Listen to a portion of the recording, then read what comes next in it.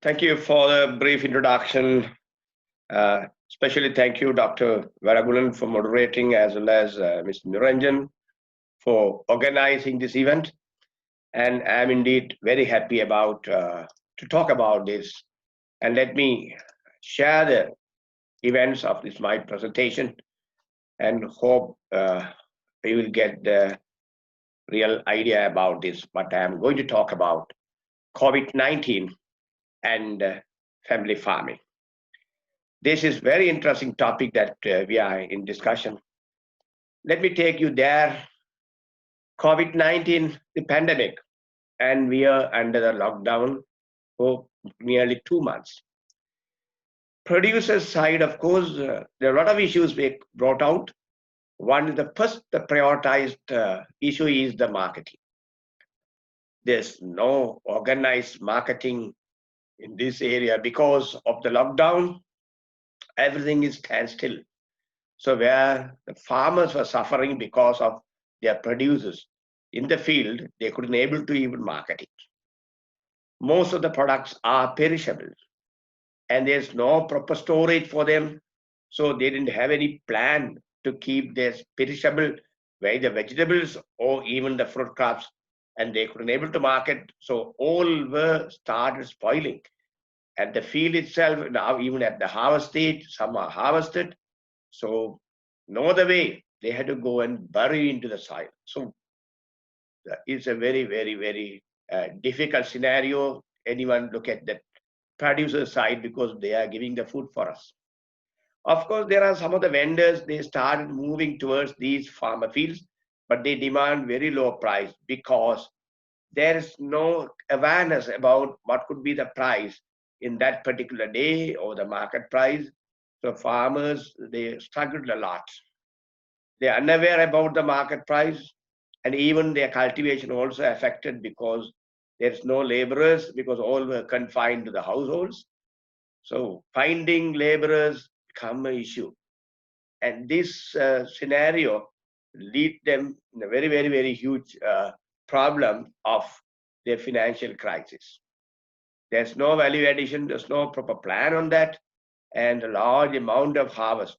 We heard that more than 1,000 kilos, even 500 kilos of pumpkin, even large amount of fruits and vegetables, they were lying in the fields itself. So it's an issue to the farmers. Of course, we had to look after them because they are giving the food for us. So ultimately, the farmers, they struggle because of their finance. Their money, the profit is totally affected. So it's a question on them, but because they couldn't able to even go for next season cultivation as well. So one side we look at the producers, the other side we look at the consumers. Everyone is looking at the food materials because the lockdown is, they didn't predict that how long it will take, and the curfew is imposed continuously. Then whenever the time permits, people go out and they try to buy things. So buying things in the sense where whoever have money and they buy all these in addition to their family, and those surplus food materials they kept there at their own storage. So very interestingly, the stores items in the shops are transformed to the household stores. They didn't worry about whether expired or not, but they wanted to store materials, what are the food products there because to survive for through this pandemic period. So those they have money, they buy and store it. The problem comes is here the daily wages. There's no money for them. When there is no job, no work, then the problem comes. They couldn't able to get income for that particular day, and this led to starvation of them. And at the beginning stage, there are a lot of cry from those families, children's, elders. They couldn't able to find the meal for them for at least for a day. So this is a drastic situation. No one can even easily realize that. So no food, or sometimes very, very low amount of food they had in a day. So intake was limited, and that made them vulnerable. So that's also one of the issues, not only vulnerable to the COVID, but they are also fasting, they are hunger, they are because they couldn't able to have or feed the family members. In addition to that, there is a no nutritive food. The nutrition is affected because they had to depend only the whatever the food material they have, they got it. And of course, as you know, in the northern province, there is a statistics says more than 40% malnutrition is there. So this is only the malnutrition is reported. Now, because of that, it's like to increase on that. So all these, when we look at that, ultimately it affects the livelihood of the people. So COVID has created a vacuum and the livelihood of the people is most in question. So this is the scenario that we have to take it very seriously. And especially there's no distribution, no connectivity between the producers and consumers, even the traders. And input supply was arrested. There's no input supply much. Of course, Department of Agriculture tried to do that all, giving the seeds or seedling material, the planting materials, and they tried to support the farmers, but not in the fuller sense. But there were some of the helping tendencies were there. Proper transaction is not even observed, and of course, farmers were struggling. Not only they market the produce, the cultivation itself, they didn't have any laborers, and also they found it, as I discussed earlier, the marketing. So in addition to that, the fertilizers, pesticides, even buying things, all is all totally affected because of that. So this remind us where there's no how we are looking into that the nutritional and the food security of these people. We had to be a little serious on that. Nobody has expected this type of situation will come, but there are some alarming messages coming out day-to-day life that you can see there may be a repetition of this pandemic, or even worse than that. There may be many more viruses may come in the future. So we have learned now a good lesson during this period, this pandemic. So with that lessons we have learned, we had to be prepared strategically, and we have to develop ourselves how we are going to live in the future. So altogether, though whatever the producers or the consumers, we had to be in mind that the immunity, this is for all. Whoever it is, the people who are in the households, or people are working, or people are running, either in the hospitals, the health sector, or even the distribution of food materials, whoever it is, immunity is the concern. Because if a person is immune, having immunity, then he can able to combat with this pandemic. So having immunity means it's not that so easy. Having nutritional food, having balanced food, and also healthy food. So mostly this comes from the traditional food.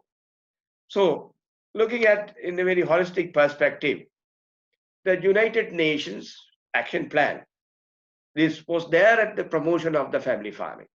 And the family farming is my caption today to talk about that, because it has a valid reason why we had to look into that, the family farming, because it self-sustained the income of those people. Secondly, it also gives an access of food, either food, a surplus food, or even a balanced food, as well as the nutritional food. So altogether, family farming is a powerful tool to fight hunger and poverty. Hunger and poverty, in the sense you can able to recall that these are the two sustainable development goals announced by the United Nations, and they are targeting to end the hunger and poverty in 2030. So with that background, family farming is as taken as very serious concern in 2014, where they have declared as an international year of family farming. Why they have declared this international year of family farming? To promote cultivation of food, not only in the commercial scale, but also at the households.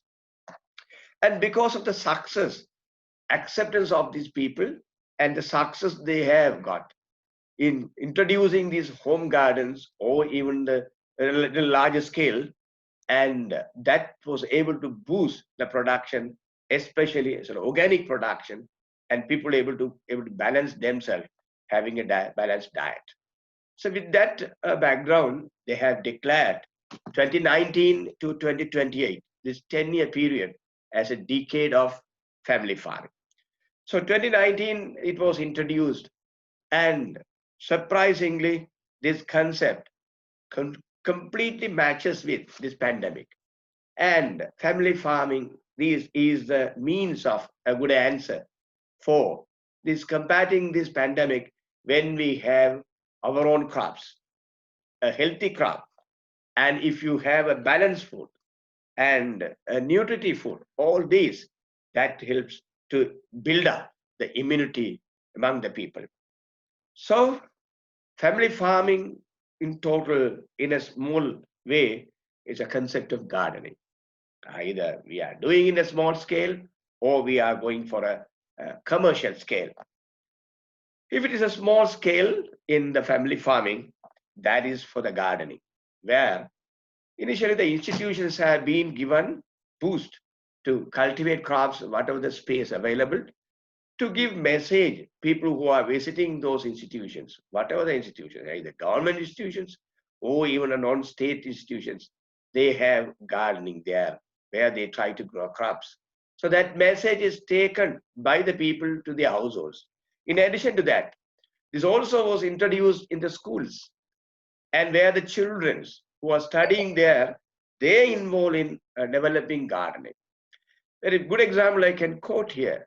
In Jaffna, the Jaffna Science Association has conducted a school science program every year. There is a program of every year, and in that they were assessing the school gardening and they are awarding prizes.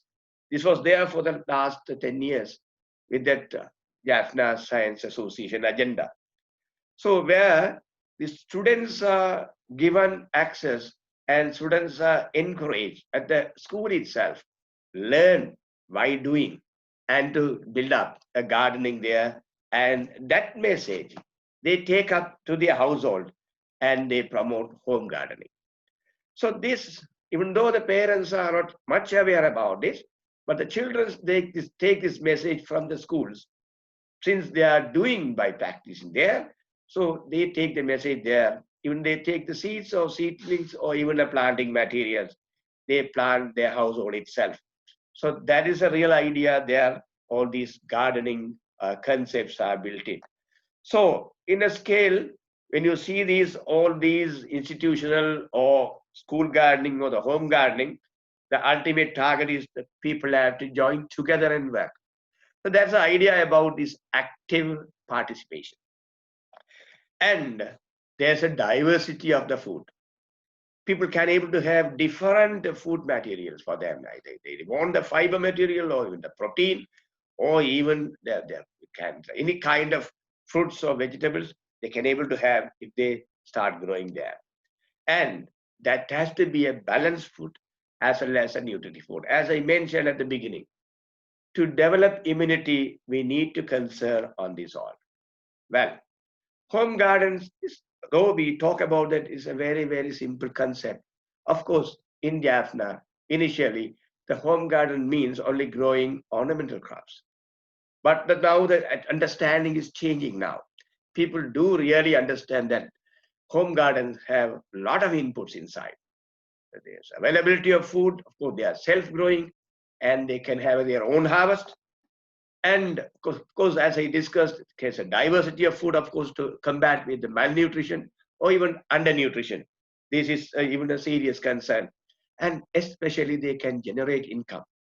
Those vulnerables where they couldn't able to find money for them to buy anything, daily wages, woman-headed families, disabled and very poor people, they have to generate income because the support, although the government has supported them for finding money, but it's not sufficient enough for them to buy things for their family, at least having a 5 members.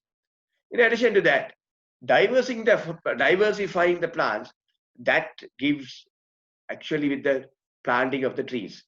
When you diversify the environment, you get a diversified and different types of material you get.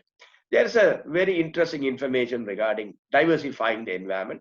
especially planting the trees. I will come back with the slides afterwards, after this. And also it talks about play school, because the household is a kind of a place where the children can take the leadership. Well, is another place where they can play, they can plan, and they can invite the family members to work into that. A little work they give, so there's a get together. Especially, this is rather very essential because lots of psychosocial issues have been built up in the households when they were in the during lockdown period. So, to minimize such issues, especially mental illnesses, either stress or depression or even anxiety, people have to have a get together, a kind of activities they all involved together. This is the place where they could able to do well. And the family labor is well utilized. Of course, everyone have their own work. In addition to that, they can even invite people to work in their field, which is a little large extent. So family labor is well utilized. And this kind of the positive attitude is built up now. It is one of the benefits of this COVID-19. And ultimately, you get together. This is very essential. Rather, all we talk about the other things, either marketing or post-harvest technology or even the value addition or preservation, but getting people together and to think about and work about their own family affair, especially their welfare and their health concern. So ultimately, we are getting organic food, natural food, toxin-free food. That is the one that we always needed for building up the healthy environment, especially healthy people. So gardening is the one side, as I told you, in a small scale, that also like bricks in this any building. So gardening is one side, but other side, the farming is in the commercial scale. So farming in the sense is an integration of crops, livestock, and fisher sector. These are the three areas where the northern province have plenty of resource information. And we have resources here for the crops, agriculture, and animal science, veterinary science, as well as in fisher sector. So if you capture these all three areas and to make it as a profitable venture, it definitely northern province can contribute well and can manage within and can able to contribute the GDP of this country. But there are issues in farming, of course. It's a big list, but I have briefed into that as an input availability is very low, and they were struggling a lot of course, harvesting facilities and the harvested products to be marketed, and these storage facilities are being affected. Of course, they were looking on that and the post-harvest process as well as capital, concern about the capital and the financial support. So still, there are many in the list. I just briefed down important aspects into that altogether. The gardening or farming, we all concern on the greening the environment. I think there's a good message came out that because of this pandemic and lockdown during this period, the environment is getting improved and the pollution is reduced, and people could see that the particles, dust particles in the air is settled. And that is a very real concern on that, because we try to safeguard the environment. We didn't do anything much. Only we confined ourselves, the environment purified. That is the greening the environment. That's the real concern, the outcome of this pandemic, giving a lesson to every individual in this earth. Look at that, that we had to preserve the environment. There is a way. Well, that I will come out with a very simple scientific evidence that also will help you to understand more on that. NASA in 2019, they said Earth is greener today than 20 years ago. That is comparing the satellite images of 2000 and the 2019, 2017. And they told that they thanked to India and China. That's the surprising news on that. Two big nations with the highly populated individuals, people there, but they did a wonderful job there to greening the environment. Look at these maps of these satellite maps, and they have come out with these the greener areas in two places. One is in India and in China. They contributed immensely in the greening the environment. That's the message that comes out from the NASA, especially on a report, a research paper published in Nature Sustainability in February 2019. Very interesting to see. India continues to break the world records in tree planting. That is 8 lakhs individuals planting 50 million trees in just 24 hours. My goodness. This type of tree planting was boosted. I think you all remember who was behind this. Yes, the eminent personality, the former president of India, late Abdul Kalam. And he was inspiring every individual to plant trees there.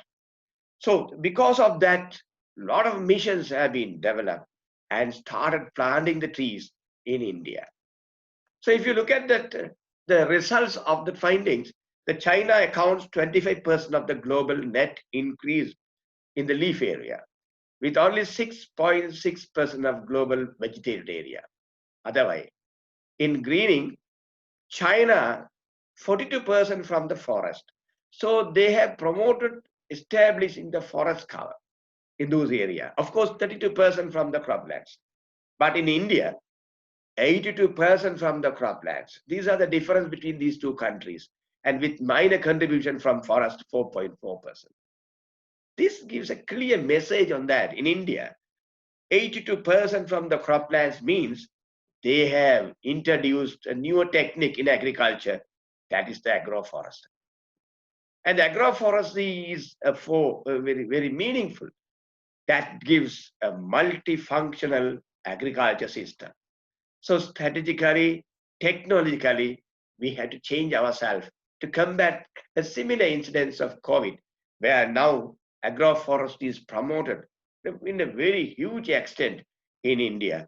And that ultimately talks about the multifunctional agriculture systems where the farming will have mixed cropping, especially with the perennials. And the economic viability also it is improved, say water quality improvement or safeguarding the water, as well as reducing the greenhouse gases, and of course, finally, conserving the environment. I think I have discussed in the beginning, the home gardens are the ultimate unit of this because it's sustainable through planting perennials. So take an example of a small piece of land with a house where you can have 4 coconuts, a jack, 2 jambu plants, a guava, and even the underutilized plants like annona, squamosa, and anything in addition to that, we can have 2 mango trees. So altogether, it's a very functional system, perennial functional system. Then this type of home gardens can sustain. In addition to that, what other space available, they can cultivate vegetables as well as fruit trees, say 4 pepper trees we can have. So people can easily access these products. They pluck from there and they can able to eat. They need not spend much money on that. So promoting this will help really the vulnerable groups, especially to get the food materials when there is a lockdown in those, but because of this pandemic. Understanding holistically this, there's a danger coming in the other side that we all receive that widespreading of the desert locust. Started from these East African countries and came to Iran, and now it again visited to Pakistan. And the Pakistan, India has the desert area, it across. Now in India, in many states, it started spreading 150 to 180 kilometers. It can able to travel, fly with the wind, can able to help that also. So a danger is coming out, which is biting and chewing insect, a very, very, very hardy insect. And see that the millions of locusts are moving across. And very sad news that we also heard that locust incidence is a short-horn grasshopper. An incidence was reported in Kurnagal area. And that is a message that we are to worry much about. Department of Agriculture is now looking into that and to see how they can able to even control that particular pest. Otherwise, if it widespread, it is going to affect the home gardens, even whatever the farming we do, anti-agriculture is going to be a big threat on that. So if you don't have a plans, and we talk about this marketing, we talk about this post-harvest process, value addition, and even the story, there's nothing on that. So we had to be concerned about, and this type of threat also going to come, and we should be prepared on that. That's the ultimate message we had to get into that. Because of that, in 2020, the Food and Agriculture Organization, they have declared it's an international year of plant health. Very rightly, they have done this. Protecting the plant health can help, ending the hunger, reduce the poverty, and also protect the environment, and ultimately it will boost the economic development.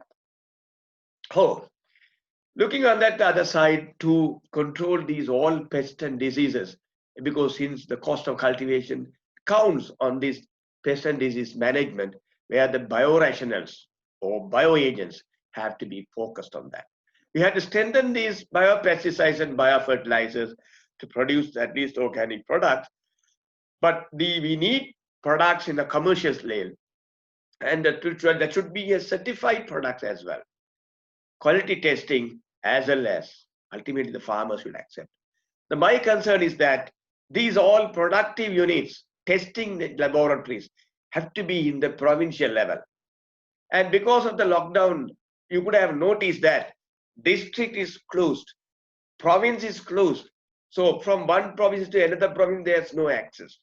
And if this is going to be worse in the future, then we had to have a concern on provincially, we had to promote this type of testing laboratories, especially the universities, laboratories, even the private institutions have to come out. And also certifying agencies also have to be here.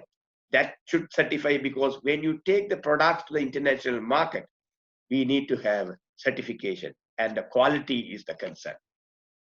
Of course, we have certification agencies in Sri Lanka, but that has to be spread out in provincial level. Then that will help a lot to the farming community as well as the marketing sector, industrial sector, where to certify and to quality packing and packaging, as well as quality as a product, final product to the market chain. With this all, there are some benefits as well.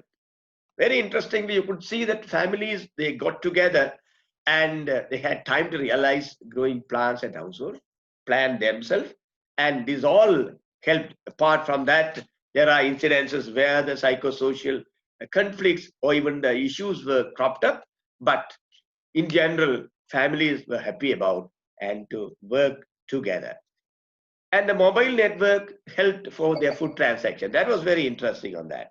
And we found that the mobile marketing that was initiated. That's a very interesting story when we look at that. In addition to that, farm facilitating the farming and value addition as well as post-harvest technology, you could see something has come out. During this period, people have joined on that. There's an organization called United Network for Human Development. They joined with the Agriculture Student Union of University of Jaffna, and they developed a WhatsApp and the Viber group. And through this, they have connected. They called an organization called Vergal, or Pasumai Vergal. They have connected the producers and the buyers, facilitating them to transform their informations. So thereby, people can able to even easily access on that. Of course, it's the beginning stage. They struggled on this to even move up. And now they try to develop a platform of a website. Through that, now they are working on that, I heard. And they are going to do it in a bigger way. So this is one of the interesting things that we found, that a mobile network, or that is connecting the people in the northern province. So that is a very interesting information we could found on that. So there's another concept come out in the farmer market in Tamil Nadu, India, where in the village level, people are having this whatever the products they bring it, and they, based on the quality, they fixed a minimum rate that is very feasible or reasonable rate for the farmers, and the farmers market helped to sell the produce, especially for marketing. So that concept, don't even think about that. We can in future in those areas where the buyers, they come and directly and buy the things, and the quality, based on the quality, they can sell, they can buy, and they can take it for even for processing. From the University of Ruhuna, we found there's a real-time agricultural mobile-based information system. It's called Govinena. They have introduced, they connected the mobile phone and the interface, and through the mobile phone, people try to put input there. So technology transfer is now is visible. People try to build up, new innovations are coming out and try to help the farmers and the producers, but we need it in a very collective way. Probably in the within the district, within grammar server divisions, of course, they can have a small scale, this connective platform. And in the large extent, the district level as well as province level, especially people do marketing into export to the foreign market, then of course they can have in a larger networking. So we are now trying to connect all units together to facilitate the marketing process. That's a very interesting information that we could see. Of course, in our period, that you could see that the Grama Shakti program, that was captioned very nicely because of empowering the villages. So my suggestion is that when there is no infection in certain villages or group of villages, they can cluster them and can allow the people to work there, because when they work, they could able to get the income for them. So that income is sufficient for them to look after their family itself, rather confining them in the family itself. So identifying those areas where there is no infection or there's no spreading, those areas have to be confined and can allow the people to work within. So that is one of the issue. Otherwise, we're helping the people by giving money. How long we are going to do that? And we learn that it is not help much to the people. A lot of issues coming out on that. In addition to that, we can consider this is a good setup. Wherever the possible, where those areas are not infected or not under risky area, they can able to allow people or do the small and medium enterprises there to come out the products, and that facilitate the people to generate income or have the income, as well as to look after their livelihood of the people, at least the family members, food basically. So safeguard the lives of them and to strengthen the livelihoods, especially these are the all vulnerable people, the poor people, women-headed families, war-affected families, daily wages, low-income families, even the disabled. So all those we have to support them very essentially. These are all being affected immediately because of non-availability of food, especially balanced as well as nutritive food, but I have discussed so far. In addition to that, for all, we have to look at the immunity of them. That is the number one priority for similar incidences in the future. So to combat the pandemic, immunity, building up the immunity is much more important. So concern on that, we have a Sri Lankan Society for Microbiologists. Of course, they are also promoted with the health sector to improve the immunity, of course, talking about the antimicrobial resistance. That also one of the biggest concern now coming out from the WHO, World Health Organization, because we are losing our immunity. Of course, we are losing our resistance. So antimicrobial resistance also in a bigger way, it was disseminated to the people by this society, and ultimately looking for a healthy nation with all the tolerance. 31st of May, very interestingly, we could see the International No Tobacco Day. Of course, Jaffna is concerned about cultivating tobacco because that is the only crop that gives profit to them, whatever the products they have, but how to the extent they are cultivating, but they're able to get the profit out of that. But now there's no promotion much on that because of the narcotics, and the government is not in the favor of cultivating this tobacco. Therefore, there is a possibility, and we have to all concern about looking for an alternate crop for tobacco where the farmers should not be affected. Already they are in trouble, but they should not be affected further. So look at the different crops, whether we can able to compensate all these especially for tobacco. There are concerns on aloe vera as a medicinal plant. Moringa, of course, not only for the pods, but it's for the leaves because of rich in iron and other vitamins. And also stevia. These all crops can be thought about that. Still, we have to suggest based on that because the farmers have to accept whether these crops can able to give production. Of course, moringa, aloe vera, and stevia, we can able to export to any countries because that's a demand is always there. So with that, I'd like to conclude that family farming that ultimately we are expecting that will give a boost for them. At least giving food, nutritional food, and the balanced food, but also that gives a smile in the future generation. Let the smiles of the future generation continues. What we are going to do in the future.